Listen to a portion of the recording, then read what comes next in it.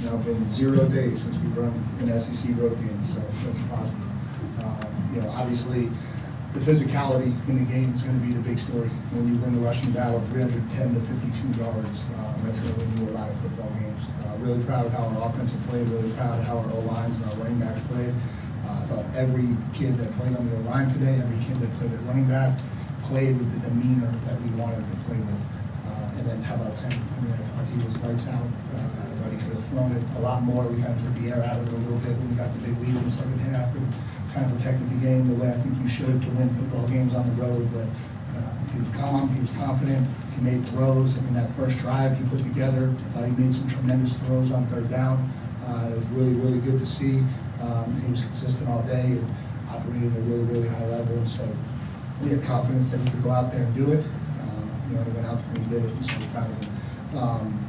You know, defensively, I thought we did a better job in the run game. I thought we controlled the game until it became a throw game at the end. And, you know, I think we've got a lot of things at the end of that game that we've got to clean up. You know, we didn't finish it, obviously, the way we wanted to defensively. You know, we got to make some field goals down the stretch. Those are going to be big problems as we move forward. And so, there's certainly going to be things we got to get better at and fix moving forward. We've got to be tomorrow to be able to enjoy this win. And then just a quick injury update. Obviously, Tariq Chappelle is going to be out for the year. He suffered a non-contact lower leg injury on Wednesday in practice, unfortunately, and so he'll be done for the year. And then Trey Jones had an upper body thing, kind of a freak thing happen on Thursday, but we anticipate him to be back sooner rather than later, and so hopefully he's back next week. And then with Connor, just so everybody knows, it's an AC in the shoulder. You know, it was happened in the Notre Dame game. He kind of went through a process last week where it loosened up as the week went on, and he was able to go out and function really well. You kind of anticipated that's how it would go.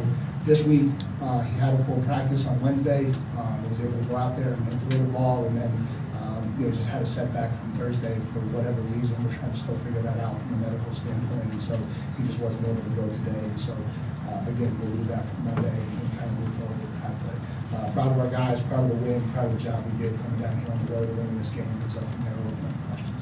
Mike, when did you know that you were going to start Marcel? And you said you're not really surprised about it, but how? It seemed like, you know, for him to come out and play the way he did, that didn't catch you by surprise at all? No. Yeah, I thought he played. You know, we talked about we think we have multiple quarterbacks that can function and play. And you know, Marcel won the backup job. It was a huge battle. You know, still think Jalen Henderson's a good quarterback. We just felt like Marcel had a little bit better camp, a little bit better job operating. So we went with him as the number 2. You know, we prepare quarterbacks. You know, you can't just prepare one quarterback. So it's not like we've only been preparing one quarterback. Now all of a sudden we've got to get a second one ready. That's certainly not a real smart thought process in this league as you go through this league. And so, you know, Marcel's been getting a ton of reps. He got a ton of reps with the ones, with the twos. We rotate guys through every week in practice. And so, you know, you see it from him. And yeah, again, we had a lot of confidence in him. And when did I know?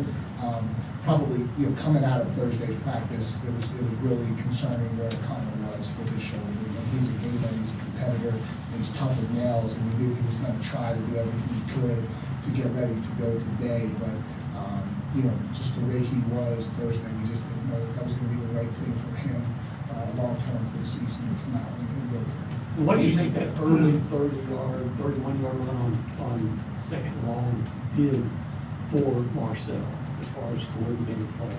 Yeah, I mean, I don't know if it was one particular play. Like, that's the dimension that he has, right? He has the ability that when a play breaks down, he can utilize his legs and he can make something happen. And you know, he's got a lot of confidence in his ability to do that, and so I think that relaxes him for sure. But I think the dig ball that he threw to Moose Muhammad was probably every bit as important and impressive, that he stood in the pocket and drilled that one across the middle. And so, yeah, we got a lot of confidence in Marcel. Could you speak to the job your runners did and your offensive line in these conditions, these field conditions as well? Yeah, I mean, I just thought it was. I mean, that was physical SEC football by our offense today, and that's again what you need when you go on the road if you want to win games on the road. And so, you know, for Le'Veon to go over 100 yards, average over 6 yards a carry, for Marcel Reed to average over 6 yards a carry, for Mari Daniels to average over 5 yards a carry, like that's what we want to be able to do, you know. And it's not that, you know, it's not that we're taking the air out of the ball, but it's just, you know, when you get a lead,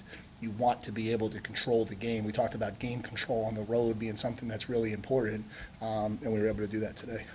You had that 99-yard drive when the rain started, 97 of it on the ground, with two guys that didn't start on the line at the time. How impressed were you with what you saw from your line, just on that drive in particular? Yeah, I mean, that was obviously a huge drive. I thought there was two of them. I thought that one was critical because, we're backed up. It's still a game. It was 13-0 at the time, and we got to run a quarterback sneak just to get it off the goal line. That's how tight we're backed up in there, and for us to be able to do it. And then obviously we start driving, and here comes the rain, and so now the throwing conditions are challenging, and it's really hard to throw it at that point, and so you're kind of stuck to being on the ground a little bit during that drive as it's kind of raining sideways on you. And for us to put that in the end zone, I thought that was huge. I thought the 7-minute drive from the end of the third quarter to the start of the fourth quarter, I thought that was a big one, even though it didn't end up in points. I just thought that really sucked the air out of the game and really put us in a position where we really had control of it. And then obviously Marcel's response when he hit Cyrus after they hit the score to get back into it, and he comes right back on the next play and hits Cyrus for the long touchdown, I think was another one that was really big.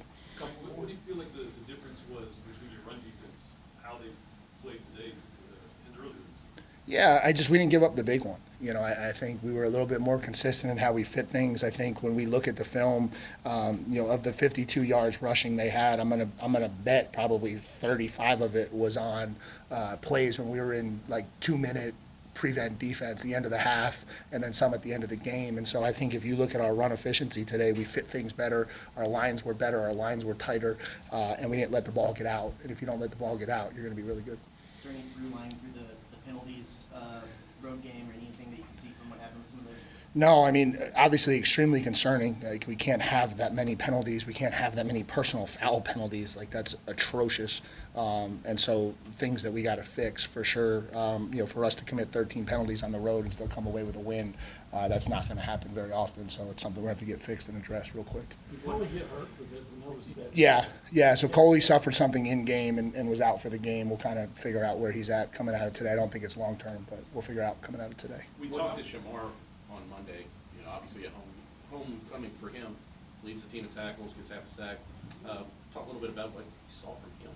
Yeah, I mean, I think Shamar's a really talented player. I think he's really become a much better player from a production standpoint. I think he's always been athletic, right? And I think you've seen his progression from year 1 to year 2 to year 3, where now he's an athletic kid that understands the game a little bit more and understands leverage a little bit more, and is putting himself in position to be really, really productive football player for us. Beneficial. Last question. We've got Marcel ready. How beneficial was Marcel getting some of the first team reps in the game against McNeese, or getting work with some of the first team guys?